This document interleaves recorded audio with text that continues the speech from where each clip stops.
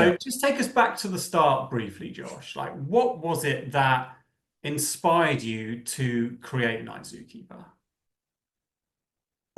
So, I mean, obviously, with everything in life, there's always a myriad of factors playing on every decision and every path that you can take. I was always an ideas guy. Like I had books full of projects that I wanted to do one day, and the main hurdle, I guess, was salary, living, regular job, etc. But also myself because rather than focus on X idea, I came up with X1 and then Y and then Y4, and it just kept on adding to the ideas book rather than sort of drilling into which idea to do.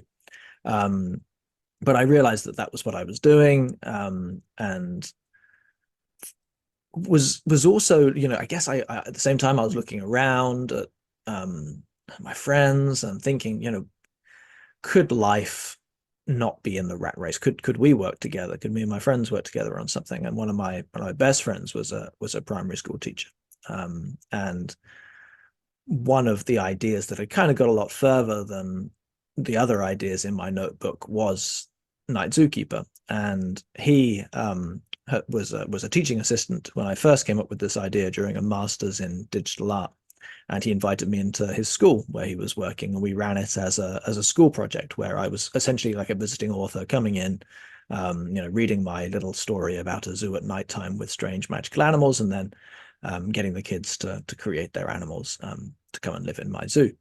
And he loved that experience. I loved that experience, and it felt as we saw the kids running around the playground at lunchtime pretending to be spying giraffes and time traveling elephants, we realized maybe there is something here. And so it was always kind of sitting quite near the top of my list of projects I'd like to do one day.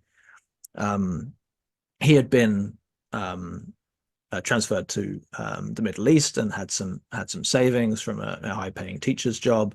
I had been given a bonus at work, so it was just kind of things started to maybe coalesce around we could do something, and so this idea, which I'd always believed was an important idea from the moment I'd had it, um, just made sense. And I'll just quickly explain why I felt it was an important idea.